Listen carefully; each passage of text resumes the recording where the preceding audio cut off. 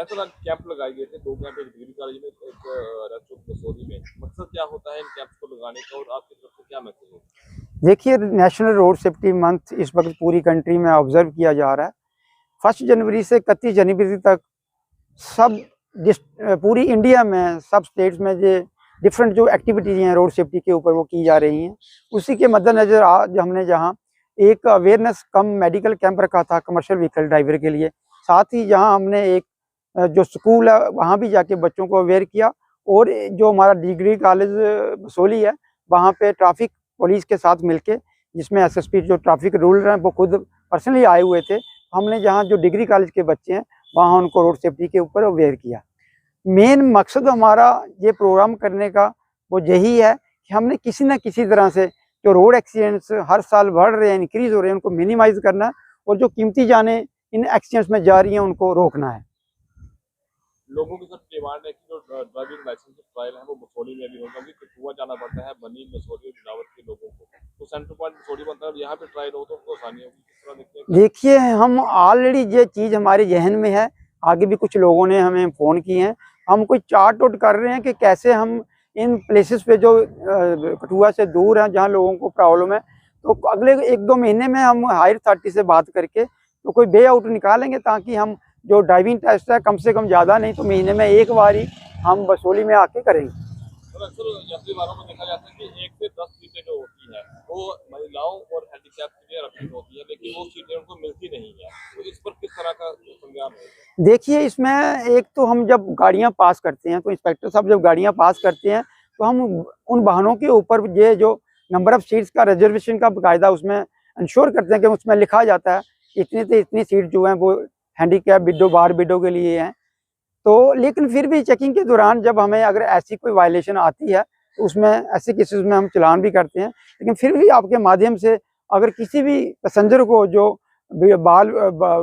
बार window है या handicap है जिसको अगर प्रॉब्लम आती है, वो हमारे जो मोबाइल नंबर है उसके ऊपर वो उस गाड़ी के रिलेटेड कंप्लेन कर सकता है। लेकिन मैं आपके माध्यम से सब जो व्हीकल ओनर्स हैं और जो खास करके ड्राइवर उनसे रिक्वेस्ट करूंगा कि वो इस चीज़ को जरूर इंश्योर करें कि जो सीटें जहाँ रिजर्व की गई हैं इन व्हीकल में वो उसी के मुताबिक लोगों को जो सवारियाँ आम पैसेंजर है जो उसको बैठाए, और जो सीटें रिजर्व हैं वहाँ रिजर्व लोगों को बैठाए। बीते कुछ महीनों से बैटरी ऑटो काफी ज्यादा हो चुके हैं। लाइसेंस की अगर बात करूँ तो ज्यादातर ऑटो के पास लाइसेंस नहीं है, वो कहाँ पे अप्लाई कर सकते हैं और किस तरह का, किस कैटेगरी का लाइसेंस उनको चाहिए उसको चलाने के लिए? देखिए, जो बैटरी ऑपरेटेड व्हीकल्स हैं उनको ई रिक्शा एक कैटेगरी है मोटर व्हीकल एक्ट के मुताबिक, वो लाइसेंस उनको लेना है।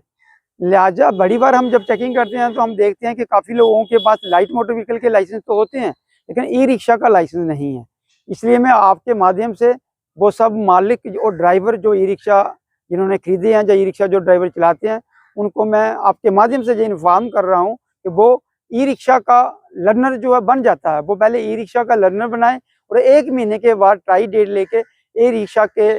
ट्राई है वो आके ऑफिस में दें। लेकिन सिर्फ एक फॉर्मेलिटी ई रिक्शा के लिए उनको करनी है, उनको जहाँ से वो गाड़ी खरीदी है जो ई रिक्शा उस डीलर से एक ट्रेनिंग सर्टिफिकेट, वो डीलर जो है ट्रेनिंग करवाता है 15 दिन की या 1 हफ्ते की, तो वो ट्रेनिंग करने के बाद वो सर्टिफिकेट इनको मिलता है। तो जब वो ट्राई के लिए अप्लाई करते हैं तो वो ट्रेनिंग सर्टिफिकेट उनको वहाँ अपलोड भी करना है और जो फॉर्म है उसके साथ वो ट्रेनिंग सर्टिफिकेट जो है साथ लाना है। लिहाजा जितने भी लोग मेरे ई रिक्शा के सुन रहे हैं मैं उनसे रिक्वेस्ट करूँगा कि क्योंकि ऊपर से हायर अथॉरिटी से हमें सख्त हिदायत है, एक तो वो नेशनल हाईवे के ऊपर नहीं चलेंगे और दूसरा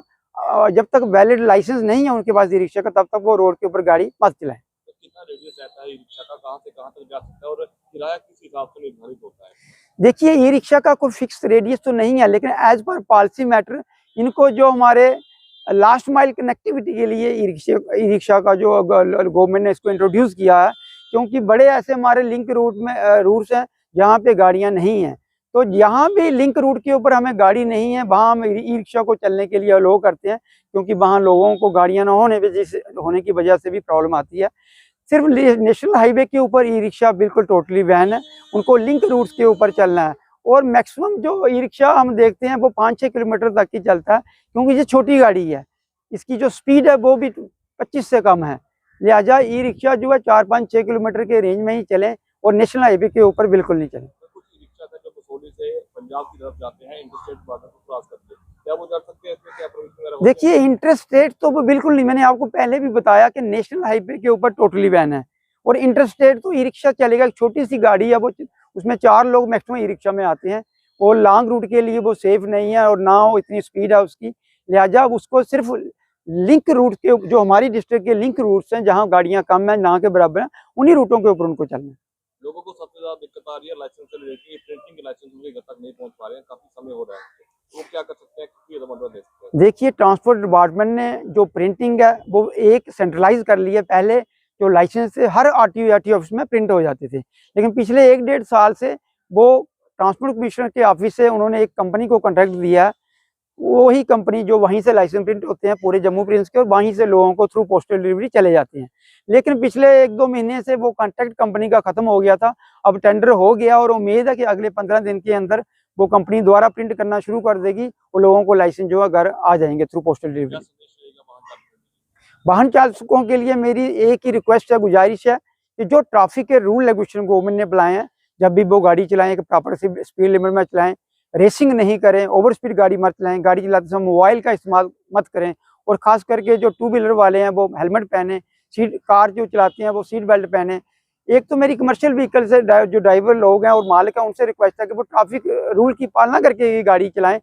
दूसरा, साथ ही मैं पेरेंट्स से भी रिक्वेस्ट करूंगा वो अपने बच्चों को जो अंडर एज है उनको मत अलो करें गाड़ी चलाने के लिए, और जो 18 के ऊपर हैं बच्चों को तभी अलो करें जब वो हेलमेट पहने, कार तभी अलो करें जब वो सीट बेल्ट पहने। अगर हम सब लोग इन ट्रैफिक रूल रेगुलेशन की पालना करके गाड़ी चलाते हैं तो आउट ऑफ 100 90% एक्सीडेंट जो है ऑटोमेटिकली कम हो जाएंगे। और अगर हम सब लोग इन ट्रैफिक रूल की पालना करी गाड़ी चलाएंगे तो 90% जो कीमती जाने हैं कम से कम हम वो खुद बचा सकते हैं। सर बहुत कॉमन सवाल आ रहा है कि क्या एलएमवी जिसके पास लाइसेंस है क्या वो मोटरसाइकिल चला सकता है, और जिसके पास मोटरसाइकिल का क्या वो एलएमवी चला सकता है? नहीं, देखिए मोटरसाइकिल जो है वो